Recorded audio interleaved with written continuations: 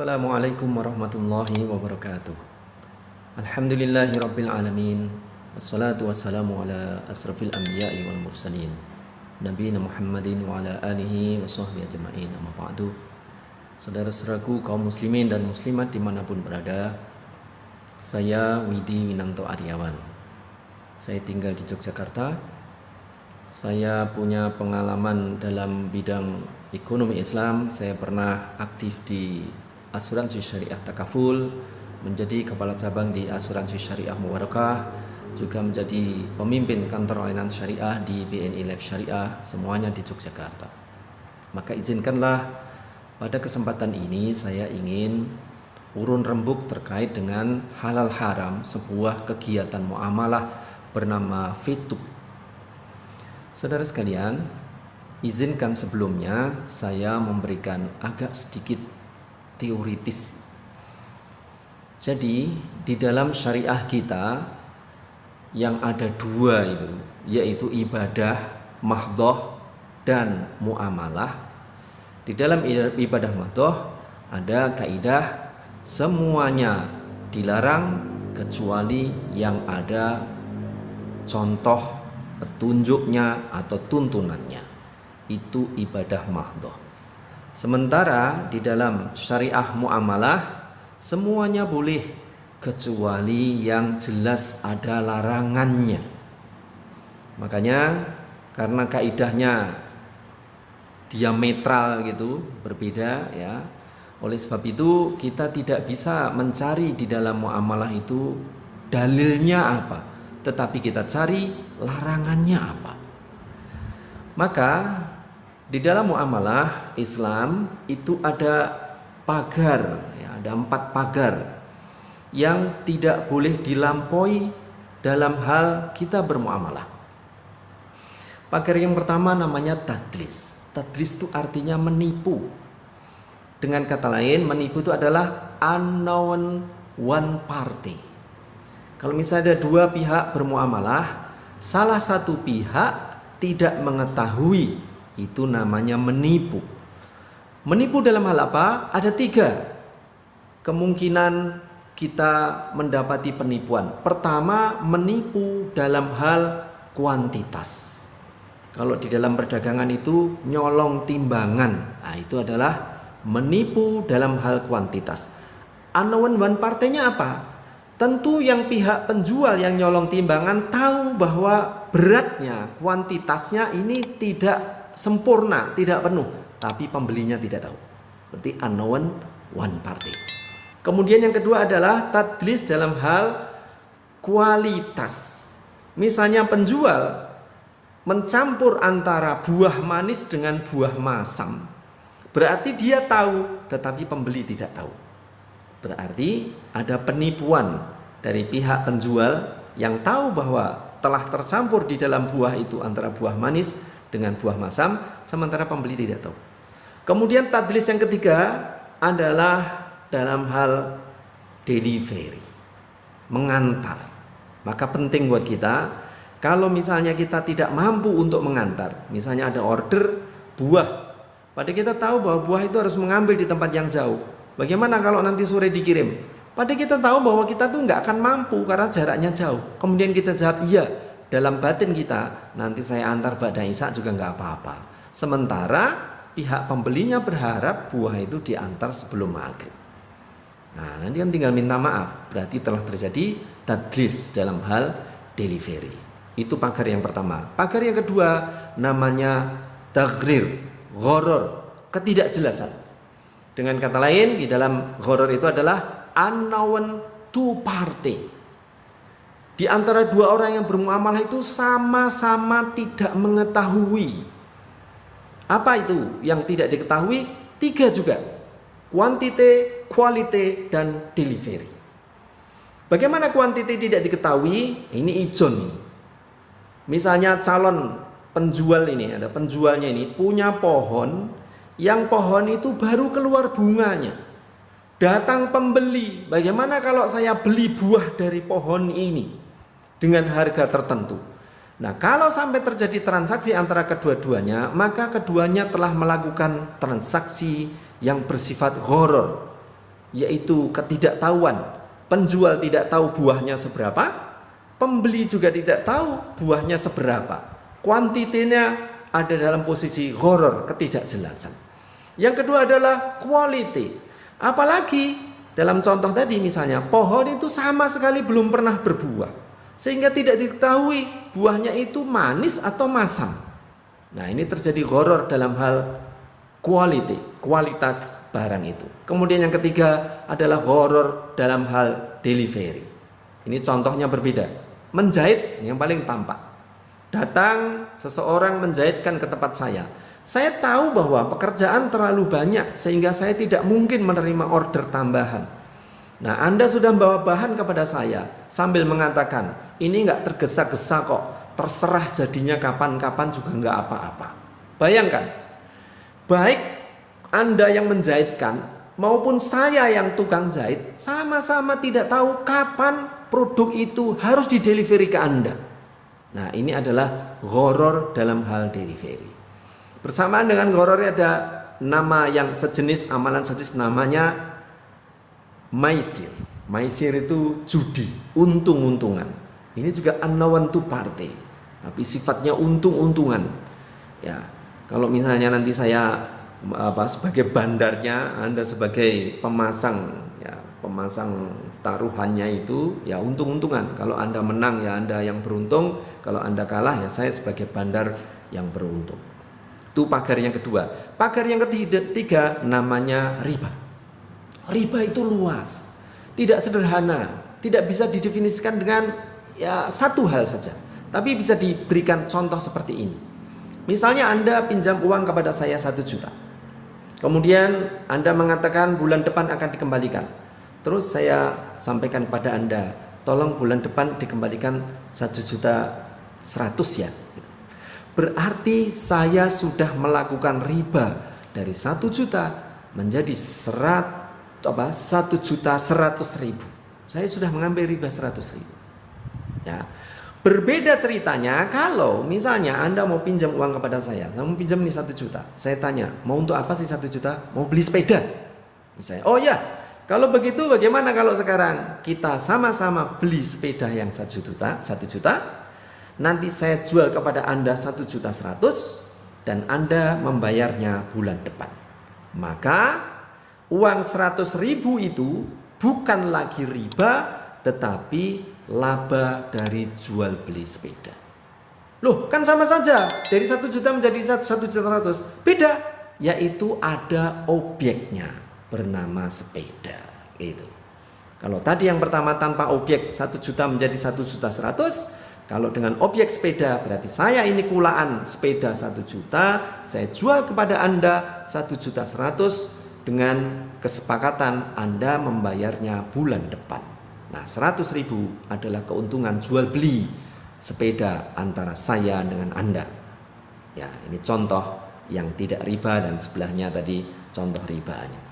Yang ketiga, yang keempat namanya bai' najas atau sebelahnya namanya ikhtikar. Bai' najas itu apa? Bai' najas itu adalah manipulasi dari sisi demand, permintaan. Ya. Misalnya sekarang saya pedagang, saya punya beberapa teman yang sudah saya pasang di kanan kiri saya. Kemudian saya pura-pura memberikan kepada dia harga tertentu dari produk yang saya jual ini.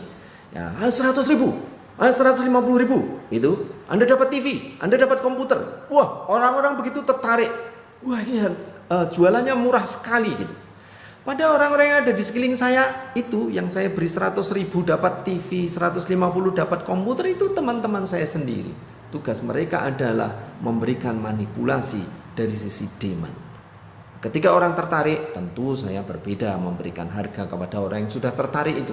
Ini pernah dilakukan muamalah seperti ini oleh orang-orang najas, maka disebut dengan bai' najas. Kemudian ikhtikar. Ikhtikar itu apa? Ikhtikar itu bahasa kita menimbun. Ini manipulasi dari sisi suplai. Pabrik gula sudah mengeluarkan produk ke pasar, saya ambil semua itu produknya, saya simpan di gudang ratusan atau ribuan ton.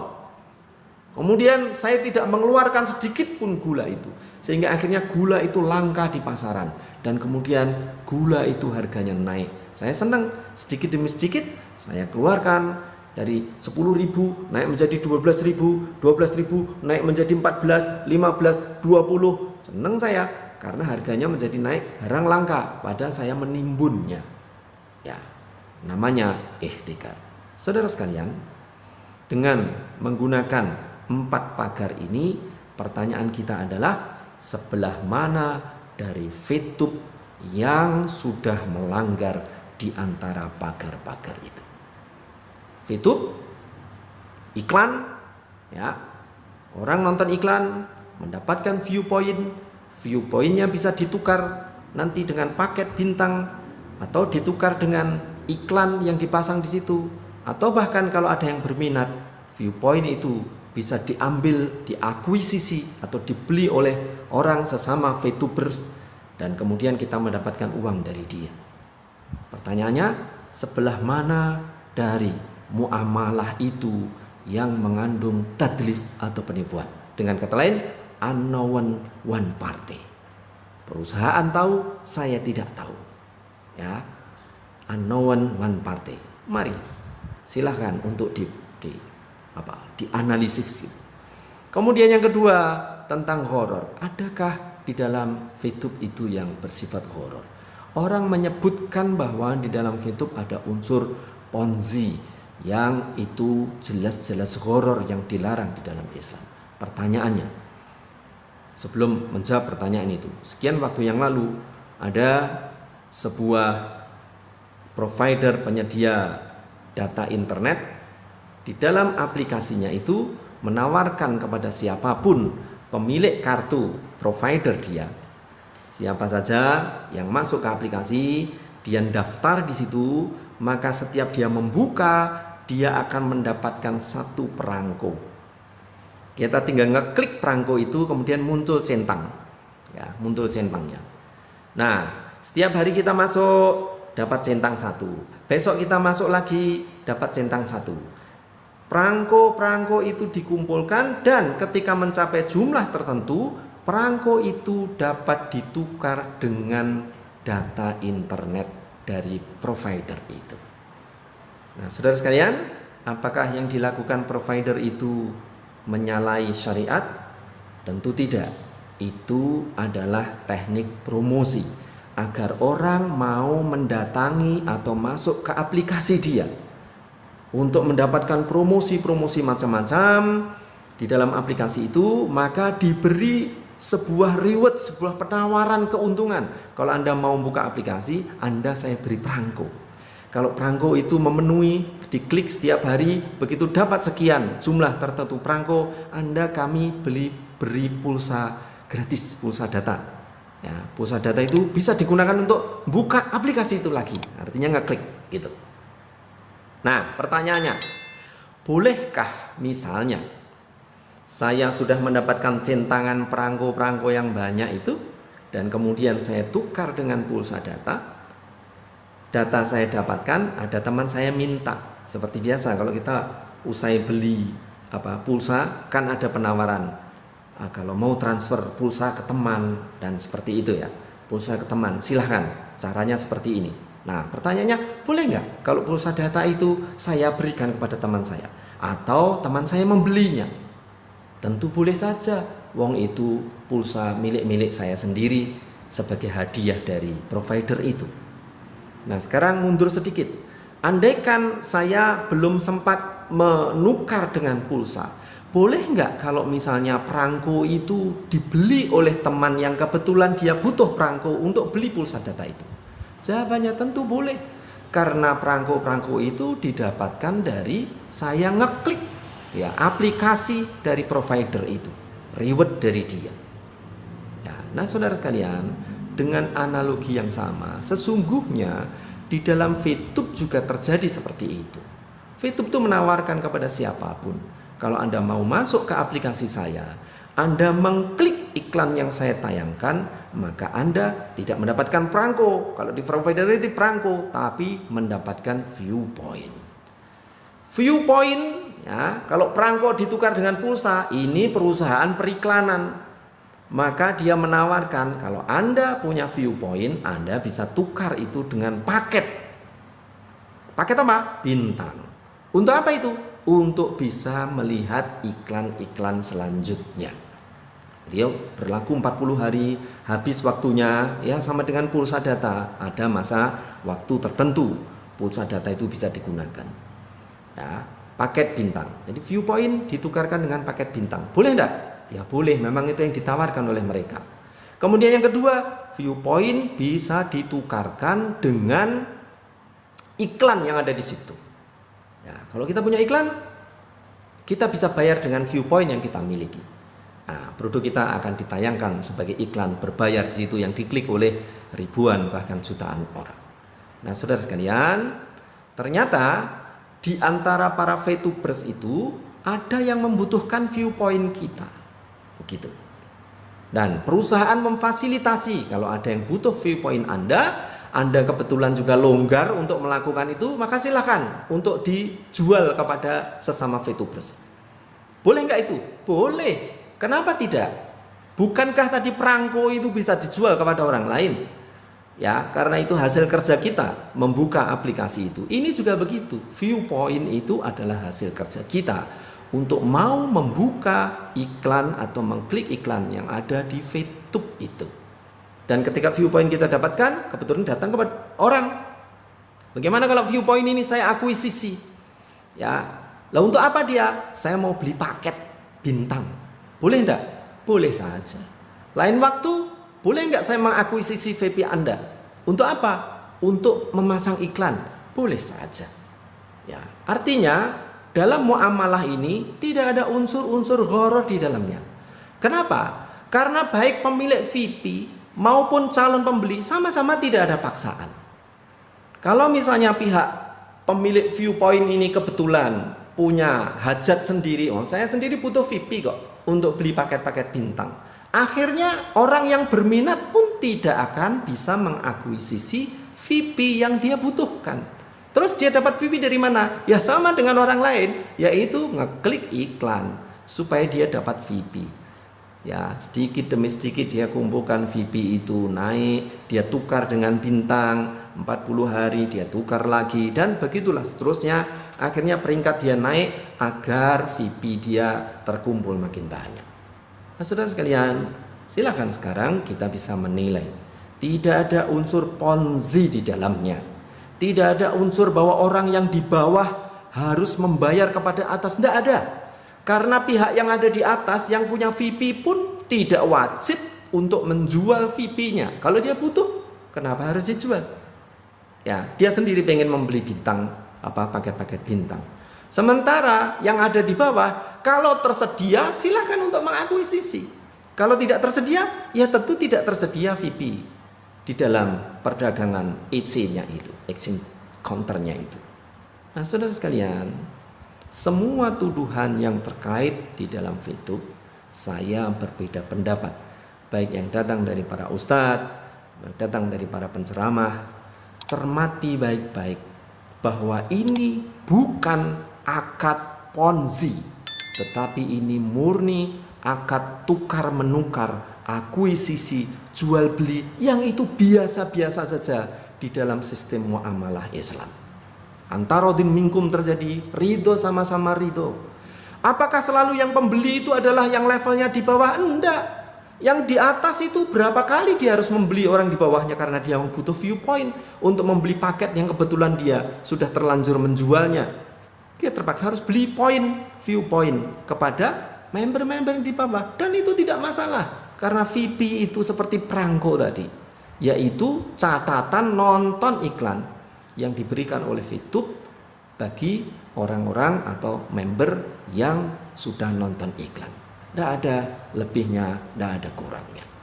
Nah, saudara sekalian, silahkan ya untuk memberikan komentar, ya subscribe di dalam YouTube saya ini, ya share supaya orang-orang muslim, ya muslimat dimanapun berada, jangan ragu-ragu untuk bermuamalah dengan VTube. Tidak ada unsur tadlis atau penipuan, gharar atau ketidakjelasan, riba juga nggak ada, maisir juga tidak ada, kemudian baik najas maupun ikhtikar tidak ada.